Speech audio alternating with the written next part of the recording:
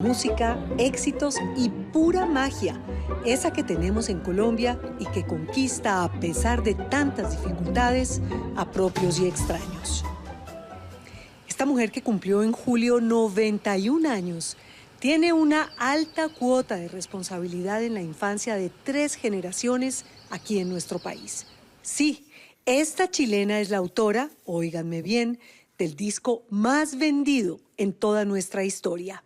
Los Canticuentos. Ella no sabía todo lo que representó ese disco para nosotros. Por encima de Carlos Vives, lo siento, pero sí, por encima de mucha gente. Gustavo Gordillo es un músico de Raca Mandaca, bajista de Poligamia, la banda bogotana legendaria de los años 90. Después de Poligamia y todo esto, representó una gran inquietud musical y el hecho de volver a hacer los canticuentos siempre fue un reto y un objetivo que yo tenía. Digamos que el disco fue como una bomba que explotó en nuestras casas cuando éramos unos niños y Marlore no lo sabía. Tú dejaste esta bomba aquí y te fuiste. Sin saber. Yo Sin creo que saber. como una gallinita que puso un huevito chiquitito. ¿Y cuándo supiste el efecto Canticuentos en nuestro país? Muchos años después, muchos años después. Todavía no se puede decir colorín colorado.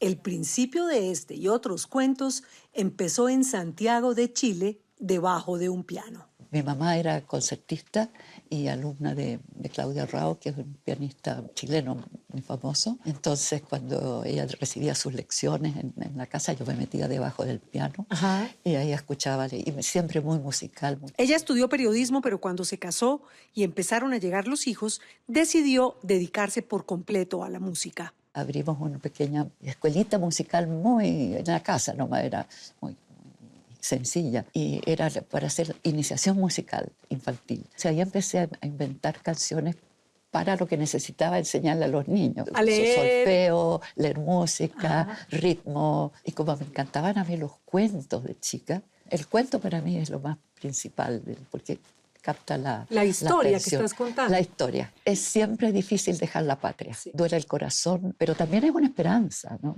Entonces estaban las dos cosas juntas. Sí. Por una oportunidad laboral del esposo de Marlore, terminaron en Bogotá, Colombia, aunque vivieron solo un año aquí por el asunto grave del secuestro de la hija del jefe.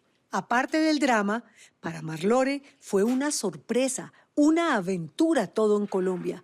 Y entonces llegó la inspiración. Viajé muy poco porque como mi marido viajaba mucho y los niños estaban en el colegio, así que lo que no conocí personalmente ¿Te lo inventaste? Me lo imaginé, porque para mí este país me captivó. Me daba vuelta, había un rincón oscuro, Guaduales, pero ahí nacían las canciones, o sea que yo siempre digo, Colombia me la regaló, fui la taquígrafa, digamos, de lo que me dio Colombia. Su vida en Colombia pasó volando y aquí compuso más de 30 canciones. La primera canción que escribes acá es El burrito de Bogotá. El burrito de Bogotá. Esa la escribí porque nuestros vecinos nos convidaron a pasar la Navidad con ellos. No teníamos qué regalo llevarle. Entonces tenía esta canción ya escrita con estos burritos que nos venían a dejar la leña y la cantamos como regalo de Navidad. Le puso música a un pingüino feliz y gordito, a un ratón japonés, a un perezoso que anda con una ruana de lana, a una serpiente de tierra caliente que come plátanos con aguardiente y a una iguana que tomaba café. ¿Tú conocías las iguanas? No tenía idea, no lo había visto nunca. ¿En Chile no hay iguanas? Claro. No hay iguanas, no. ¿No? No hay iguanas. La vi por primera vez aquí. Y esa es la que toma café.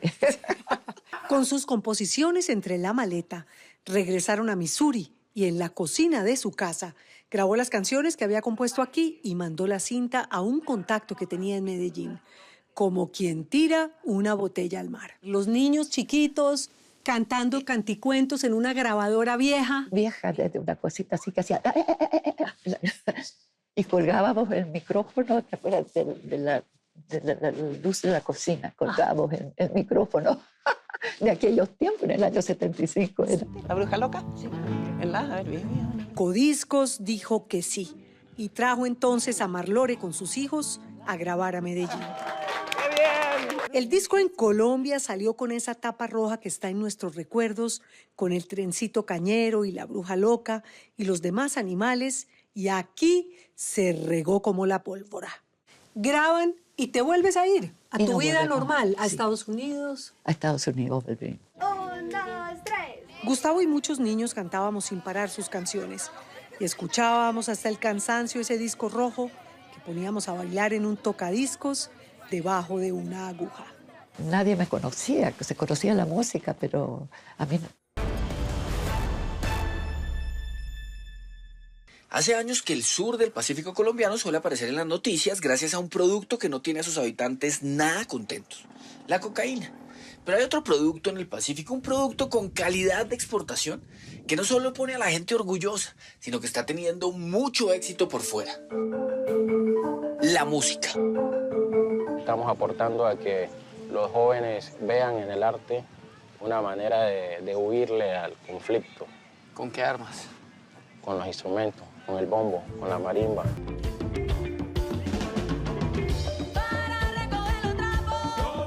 Pero esos sonidos distintos, esos sonidos mágicos, han estado encerrados en los pueblos del Pacífico. Ha sido una música aislada, por decirlo de alguna manera, reservada únicamente para quienes viven allá, y por lo mismo pocos la conocen de verdad. Bejuco es también un fenómeno, un grupo folclórico que un día se cansó de hacer lo mismo de todos y decidió sonar diferente. Así que agarró los ritmos tradicionales de la marimba y le sumó instrumentos que más parecerían hechos para el rock.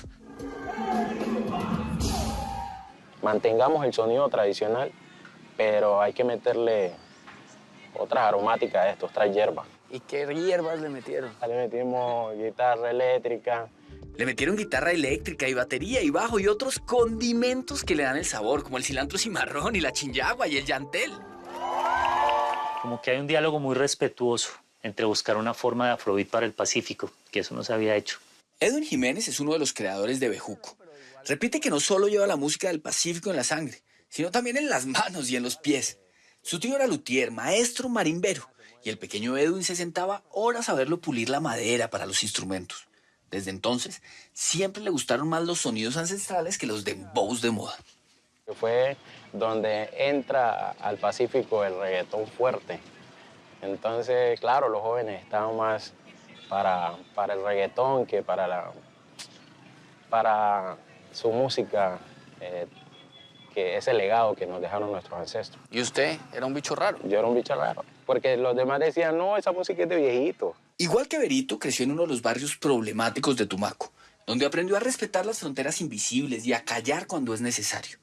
Pasó por escuelas de danza y de música, hasta que con unos colegas se les ocurrió crear Bejuco. Claro que había un pequeño problema. No tenían instrumentos, no tenían dónde ensayar, no tenían un peso. Bueno, todavía les toca guerrearse cada centavo. ¿Usted de qué vive? Doy clases de música tradicional, doy clases de danza y a veces me dedico al mototaseo también, para rebuscarse el dinero. ¿De qué viven los otros integrantes de Bejuco? Hay otros que son mototaxis y dos que son docentes de música. Con instrumentos prestados y a punta de creatividad y trabajo duro, Bejuco se consolidó como una de las agrupaciones más innovadoras de la región y entró también a Discos Pacífico. Y aunque todavía la música no les da toda la plata que necesitan para vivir, ya han estado de gira por Estados Unidos y por Canadá. Y si tú escuchas las letras de Bejuco, siempre hay ahí como un tema que te lleva a pensar en el campesino, a pensar en la fumigación. ¿Me entiendes? Todo lo que ha pasado en el Pacífico, digamos con el tema de la hoja de coca. Nosotros soñamos ganarnos un Grammy porque sería abrir el camino de las músicas tradicionales del Pacífico.